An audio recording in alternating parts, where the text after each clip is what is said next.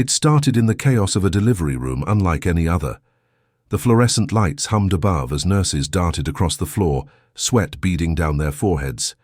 The air was thick, not with fear, but with disbelief. 12 heart monitors beeped in synchronized panic. Oxygen tanks hissed. A surgical team of 7 was in place. Cameras had been pulled out, phones whispered prayers. The woman on the table, Amelia, was gripping the bed rails like she was holding on to life itself. Her eyes darted across the room, searching for her husband. "Liam," she shouted, teeth clenched. I can't do this." "You are doing it," he whispered through the mask, holding her hand from the side. "You've already started. Just breathe. I'm here." Tears blurred Amelia's vision, but not from pain, from the unimaginable, from knowing that what she carried inside her was something no mother should ever have to face, not alone, not this way. One nurse whispered to another, "I've never seen anything like this." Another replied, "This isn't a birth, it's a miracle or a warning." And then the first baby emerged. A cry cut through the air like a blade, then another, then another. The doctor, seasoned in high-risk obstetrics, stumbled backward. After the 6th infant was out, he removed his gloves, placed a hand to his forehead, and sat down, trembling. His colleagues looked at him. "Dr. Ellis?" a nurse asked. He mumbled, "There's more. She's still... Dear God, she's still contracting." The 7th baby was already crowning. Amelia never thought her story would begin this way. She was a 32-year-old kindergarten teacher from Vermont, soft-spoken, with a warm laugh and a fondness for gardening. Her life had always been quiet, predictable, until the pregnancy. She and Liam had tried to conceive for years, 5 long years of specialists, negative tests, heartbreak. Just when they gave up, the test turned positive. 1 heartbeat became 2, 2 became 4. By the time she was 3 months pregnant, doctors had confirmed something they had never seen before in natural conception: 12 embryos. 12? Liam said, his voice barely above a whisper. "Is that even possible?" Dr. Ellis was the one to break the news that day too. "It's extremely rare, unprecedented actually. But they're all alive, all viable, all growing." Amelia remembered going silent. She didn't cry, she didn't scream. She just held Liam's hand and said, "Then we fight for them all." But not everyone was supportive. The news went viral within days. A natural dozen, as they called it. TV vans lined up outside their modest home. Headlines questioned if it was real. Some said it was staged. Others accused her of fertility treatments she never had. But Amelia didn't care what the world thought. She cared about the tiny lives inside her, and she cared most about the one that wasn't growing properly. Baby 9. It was small, too small. At every ultrasound, baby 9 lagged behind. Doctors recommended selective reduction, a clinical term that haunted her dreams, but Amelia refused. "No child gets left behind," she said to Dr. Ellis. "I'll carry them, all, even if it kills me." He looked at her, and for the first time in his career he said nothing. Months passed. Amelia's belly stretched far beyond what any body should bear. She couldn't walk by herself. She had to sleep sitting upright. Her organs were displaced. She fainted twice. She wore an oxygen mask for her last 6 weeks. Liam fed her soup with a spoon. He kissed her forehead every night and whispered, "You're the strongest woman I've ever known." And she was. But no one was ready for what happened at the hospital, not even Amelia. The delivery was scheduled for 33 weeks. The babies were strong, but Amelia's body was failing. Her blood pressure was spiking. Her kidneys were showing signs of stress. The medical board gave her 2 options: early delivery or risk multi-organ failure. She chose delivery. But the moment her water broke, the hospital erupted into organized chaos. Now back in the room, baby 8 was in the incubator already. Baby 9. The room went silent when that one came out. The nurses didn't cheer. The machines didn't beep. Baby 9 wasn't breathing. Amelia felt the change in the room before she heard the words. "Respiratory failure," one shouted. "We're losing 9.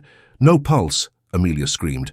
"No, no, you fight for that baby." A nurse tried to calm her down. "Amelia, stay still, you're still in labor." But she was pulling at her IV, fighting with every ounce of strength to rise. "I fought for 9 months," she sobbed. "Don't let her die now." Dr. Ellis, shaking, stood back up. Blood on his scrubs, sweat soaking through his coat. He looked at the baby, tiny, limp, barely larger than his hand. And then, the tiniest gasp, a flutter of breath. The room froze. The monitor blinked. Baby 9 was alive. And so the room erupted again. But they still had 3 more to go. The 11th was born with the umbilical cord wrapped around his neck. Liam had to leave the room. He collapsed into a chair outside, crying. A nurse handed him a photo, 8 babies sleeping side by side, Amelia in the background, smiling through tears. Then came the 12th, the last one. The moment, the final. Push happened. Dr. Ellis finally collapsed. Right there, next to the table. He didn't faint like in the movies. He folded. Knees gave out, hands shaking. A nurse caught him. They'd all witnessed something no one had ever seen before. Amelia, barely conscious, whispered, "Are they all here?" Liam returned to her side, kissed her forehead. "They're here, all 12. They're perfect." She smiled, then closed her eyes. The silence after the storm was eerie. Machines still beeped, but softer now. Nurses moved like ghosts around the room, adjusting wires, wheeling in incubators, whispering to each other in disbelief. Amelia's body trembled. Her eyelids fluttered. She was barely conscious, yet somewhere deep inside her soul she knew. They were here. All 12. Alive. Liam sat beside her, his hand clutching hers with desperation. "You did it," he whispered, eyes full of tears. "You really did it, Amelia." But she didn't answer. Her chest rose faintly. A monitor beside her blinked. Dr. Ellis was being helped up by a younger resident, his face pale, his hands trembling. "She's hemorrhaging," he finally said. The words cut the air like a blade. One nurse gasped. Another dashed for more. Units of blood. "We're losing her," someone whispered. The delivery had ended, but the real fight had just begun. Outside, the hospital hallway was a battlefield of its own. Reporters lined the waiting area, phones ready, cameras blinking. Family members huddled together. Liam's sister, Rachel, held a photo in her hands, a grainy ultrasound image from months ago. "She said she'd protect all of them," Rachel murmured to herself. But who's protecting her now? Amelia had lost a full liter of blood in under 4 minutes. Her pressure dropped. Nurses shouted instructions. A crash cart slammed against the wall. Liam stood frozen, watching the love of his life slipping away in front of him. "Do something!" he yelled at Dr. Ellis. "Don't just stand there!" Dr. Ellis looked broken. His gloves were soaked in blood. His eyes filled with something that looked like guilt. "She should have never carried all 12, he muttered. "No one ever should." "But she did," Liam growled. "Now save her." The next hour blurred into a nightmare. Amelia was taken into surgery. Her uterus was ruptured. They had to remove it to save her. Liam sat alone in the hallway, knees bouncing, staring at his shoes. Nurses passed by with charts. He didn't notice. He was somewhere between prayer and collapse. Then a voice pierced the silence. "Dad?" He looked up. A neonatal nurse stood before him with a clipboard and tears in her eyes. "They're asking for names." Liam blinked. "Names?" "The babies," she said gently. "They're stable, but they need to be registered." "And—" Amelia asked for that. She said no number tags, just names. He stood barely. His legs felt like they belonged to someone else. I don't even know where to start." The nurse gave a small smile. "Then start with the one you almost lost, baby 9. He closed his eyes. "Hope," he said. "Her name is Hope." And so it began. One by one he named each baby. Hope, Grace, Noah, Elijah, Rose, Ava, Micah, Faith, Theo, Lily, Jonah. And the smallest one, the last to arrive, Miracle. The names spread through the NICU like sacred prayers. Nurses labeled bracelets. Monitors were reset. Tiny hats were placed on tiny heads, and Liam, now officially the father of a dozen premature souls, began the hardest chapter of his life. Amelia woke up 26 hours later, tubes down her throat, monitors beside her. She couldn't speak, but her eyes locked onto Liam's the moment he entered. "They're okay," he whispered. "Every single one." A tear slid down her cheek. "And you," he added, kissing her hand. "You're still here. Thank God. You're still here." But survival was just the beginning. By week 2, the hospital had become a fortress. The family was placed under security. Photos of the babies leaked to the press. Someone tried to sell the birth footage online. Paparazzi camped outside the NICU windows. One nurse was caught trying to steal a pacifier to sell on eBay. The hospital issued statements. The story was everywhere. Mother of 12 defies odds. 12 babies, 1 womb, 0 fertility treatment. They were invited to morning shows, podcasts, even Netflix. Liam refused them all. "My wife nearly died," he told a reporter. "My babies are fighting for every breath. This is not entertainment." And yet donations poured in. Strangers sent diapers, formula, cribs. A famous talk show host offered them a brand new house. Liam and Amelia were overwhelmed. But what no one saw, what no one wanted to see, was the fear behind the headlines. 2 of the babies developed. Sepsis in week 3. 1 stopped breathing midnight. Amelia couldn't walk yet. Her C-section scar was infected. Her mental health was unraveling. One night, Liam found her curled up on the hospital floor, rocking herself, whispering, "I'm not enough. I'm not enough." He wrapped his arms around her. "You gave life to 12 human beings," he whispered. "You are more than enough." But she didn't respond. She stared at the wall, and he saw something in her eyes he hadn't seen before, something that terrified him. Emptiness. A therapist was brought in. The diagnosis: postpartum psychosis. She needed rest, medication, time. But time was something no one had. The doctors told Liam the babies couldn't stay in the NICU forever. Insurance was running out, space was tight. "You'll need to take some home soon," they said, "even if you're not ready." He wasn't, but he did. 3 came home first: Grace, Micah, and Lily, the quietest ones.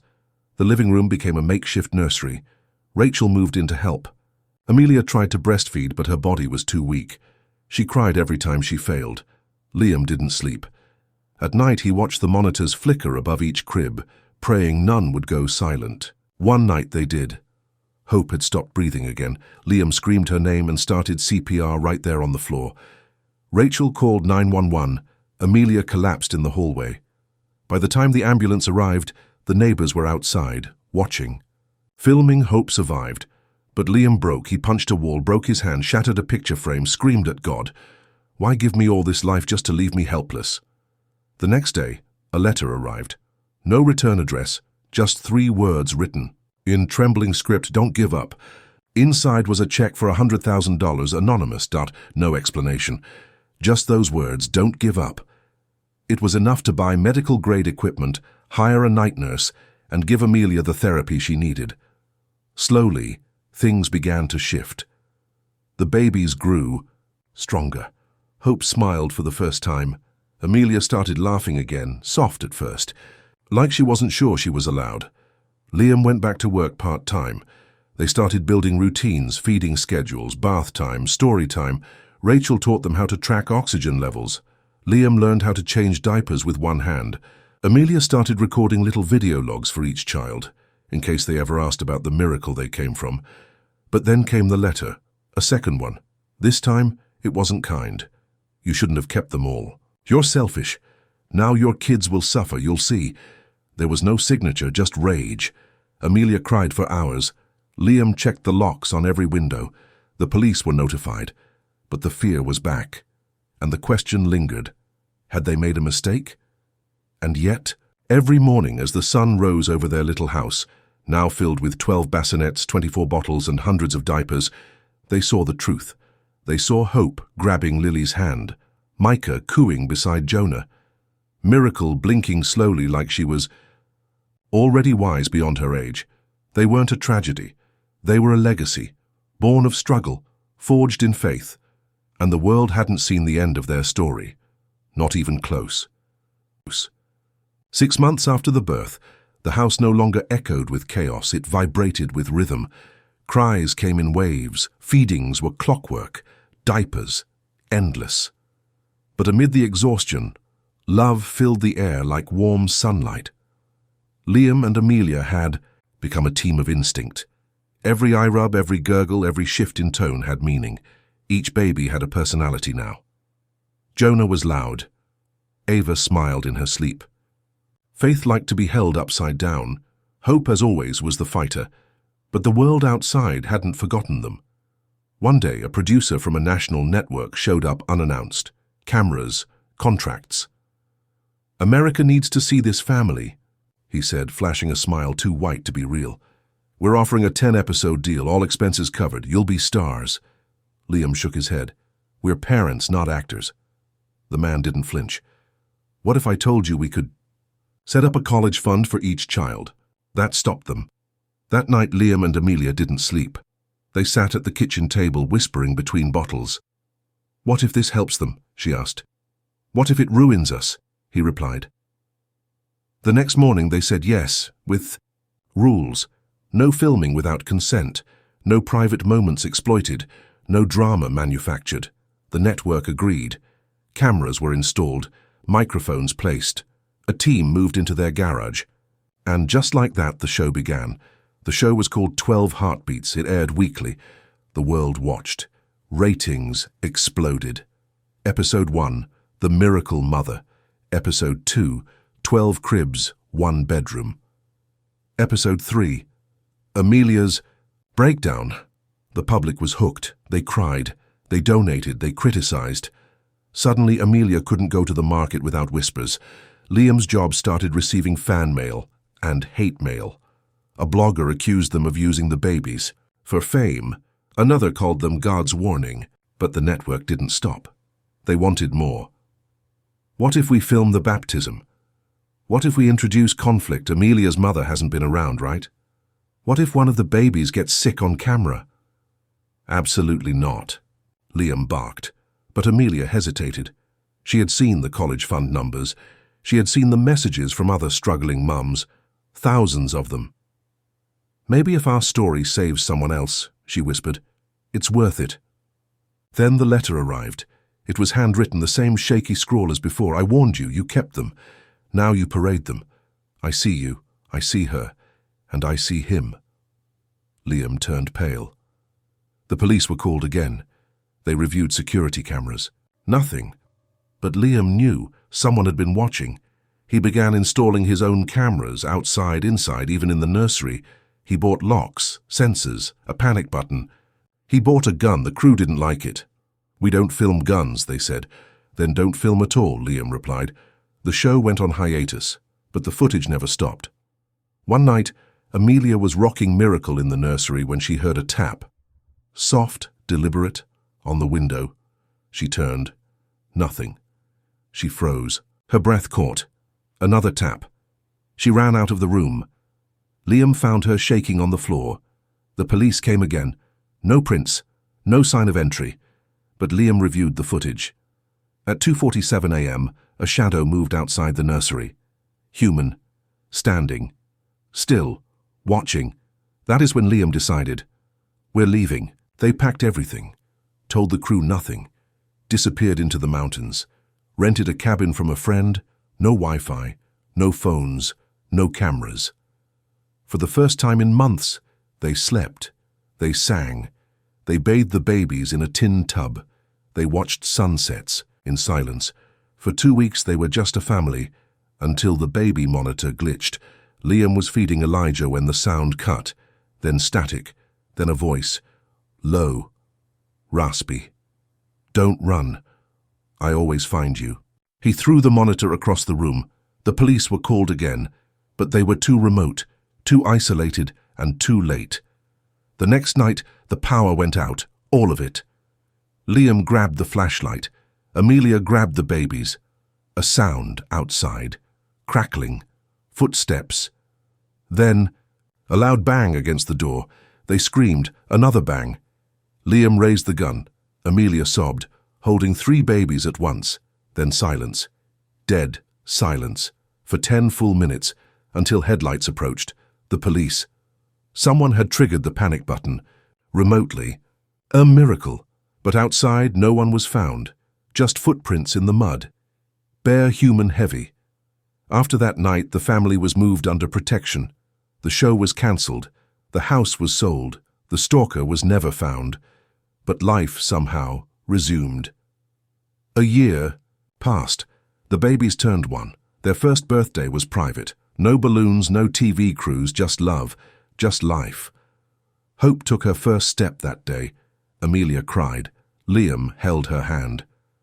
"I never thought we'd make it," he whispered. She nodded. Me neither. But they had.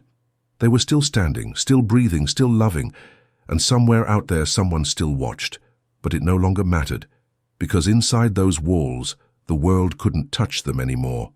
Not fame, not fear, not even darkness, only light, only family, only 12 heartbeats beating stronger than ever.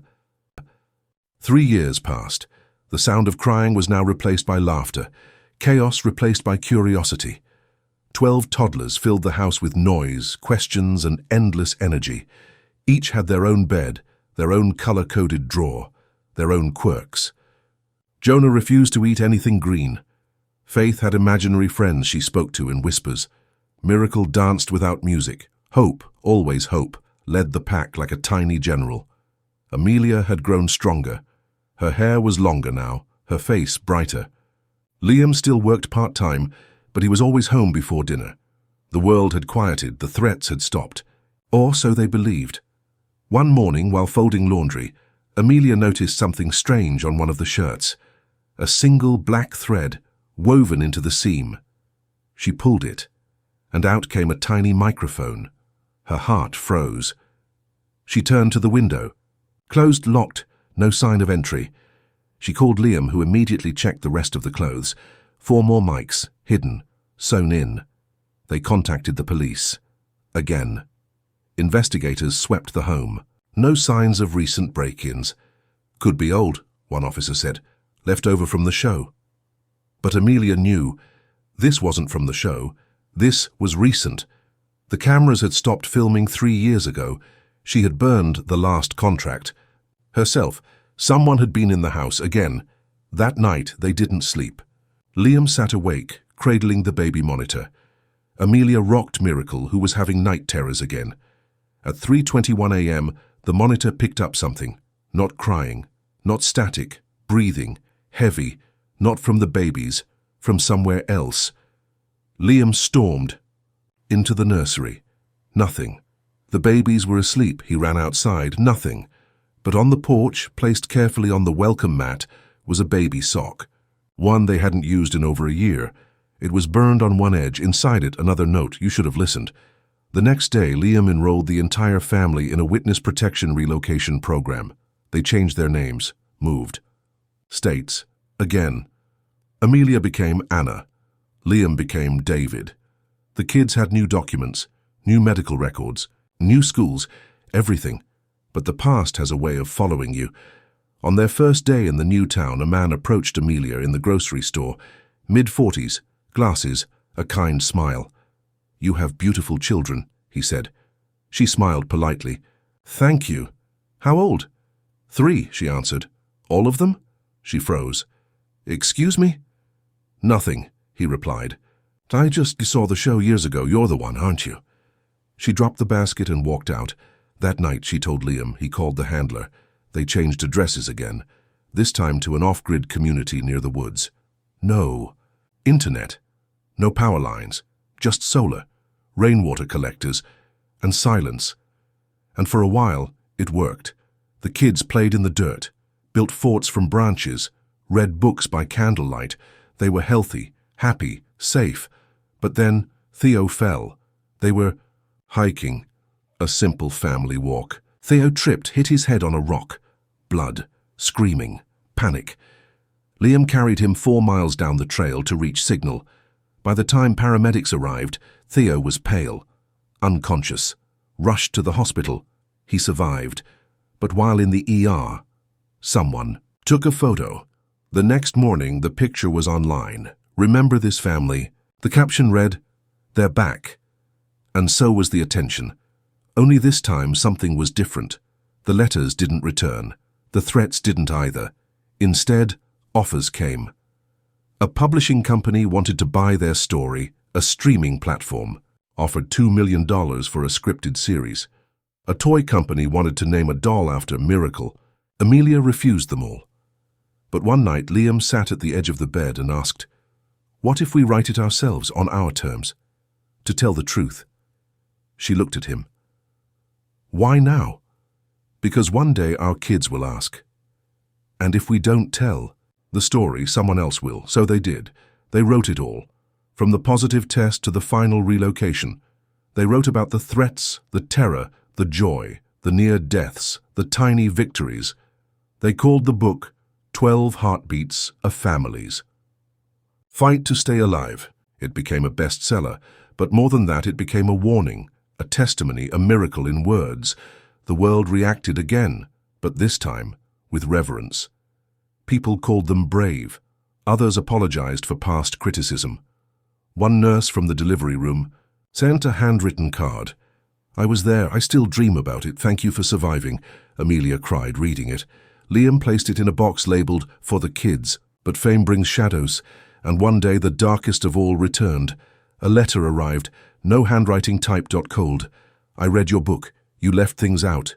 You know who I am. I'm not done." Amelia fainted. Liam dropped the letter in the fireplace. Without another word.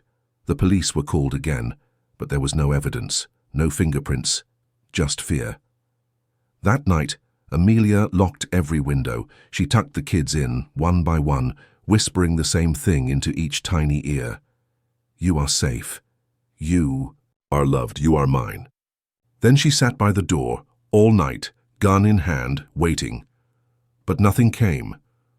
Not that night, not the next. Weeks passed, and then something strange. One by one, the letters stopped coming. The cameras Liam had installed years ago never captured another. Shadow, the breathing on the monitors never returned. The past simply vanished, like a ghost, finally satisfied, and Amelia, for the first time in nearly a decade, allowed herself to hope that maybe, just maybe, it was over, and what was left behind? 12 children, bright, bold, alive, each scarred in different ways, each more resilient than anyone could imagine. Faith began painting, dark at first, then lighter. Hope started writing songs. Jonah told stories. Grace studied first aid. They were healing, all of them, even Amelia, even Liam. And the final piece was forgiveness, not of the stalker, not of the world, but of themselves, for not being able to protect each other perfectly, for breaking down, for surviving with cracks. Because survival doesn't look perfect. It looks real. It looks like blood, sweat, shaking hands, sleepless nights, and the will to keep going anyway. And that's what they had done for 3 long years, and they weren't finished yet. 10 years had passed. The world had changed, and so had they. The children were no longer babies. They were 10, independent, loud, smart beyond their years. They knew the story, not from the internet, not from the show, but from their parents, from bedtime talks, from pages of the book they were slowly allowed to read. Hope was the first to finish it. She stayed up all night, flashlight under her blanket. The next morning she walked to Amelia, hugged her and said, "Thank you for not giving up on me." Amelia broke into tears. "I never will." Each child in their own time read the book. Each reacted differently. Some cried. Some asked questions. Theo asked if the man who threatened them was real. Amelia looked him in the eye and said, "Yes, but so are the people who protected you, and we are stronger." The house was now a sanctuary, a garden in the backyard, a fire pit where stories were shared, a wall where 12 heights were measured every birthday, and the scars. They had faded. Amelia no longer checked the locks twice. Liam no longer slept with one eye open. There was peace now, but something lingered, something unfinished. One afternoon a letter arrived, this time not a threat, not anonymous. It was from Dr. Ellis, the man who delivered them all. Amelia opened it with shaking hands. It read, "Dear Amelia and Liam, I don't know if you remember me, but I remember every second of that day. I remember the panic, the fear, and the miracle. I've retired now, but I never stopped thinking about you. About them. About the day. I collapsed not from exhaustion but from awe. I never told you this, but I had lost my wife a year before that night. I was hollow, numb, but your birth, your strength, gave me something back. A reason. I never said thank you. So here it is, thank you. You gave me life too, sincerely, Dr. Henry Ellis." Amelia folded the letter with trembling fingers. "We have to see him," she told Liam. "We owe him everything." So they went. 12 kids, 2 parents, and a miracle. Between them, they arrived at a small house by a lake, flowers in the yard, wind chimes singing. Dr. Ellis answered the door. Older now, slower, but his eyes lit up the second he saw them. 12, he whispered. "You weren't a myth after all." They hugged, laughed, cried, and then, as the sun set, each child came forward, one by one, to shake the hand of the man who caught them into this world. "Thank you for not letting me fall," Miracle said. "You were the smallest," he replied, "but the strongest." He looked at Amelia. "I never thought they'd all survive." "They didn't just survive." She smiled. "They lived. They spent the night there. Stories around the fire, photos, memories. And in the quiet of that evening, Amelia sat by the lake, alone, watching the water move. Liam joined her. "They're going to be okay," he said. She nodded. "We already are." He held her hand. "Do you ever think about how different things could have been?" "Every day," she whispered. "But I wouldn't change a second. Even the pain, even the fear, because it gave us them." Then Hope's voice rang out from behind. "Mom, come see. Miracle's playing piano and Jonah's singing off-key again." They laughed, got up, walked toward the sound of their future. 12. Children, 12 miracles, 12 heartbeats that once almost didn't make it. And now, they were the loudest, brightest, strongest force the world had ever seen. No cameras, no fear, no running, just love, just life. And a story the world would never forget. Because in a world that doubted them, judged them, hunted them, they chose to believe, to fight, to protect, to love, and that made all the difference.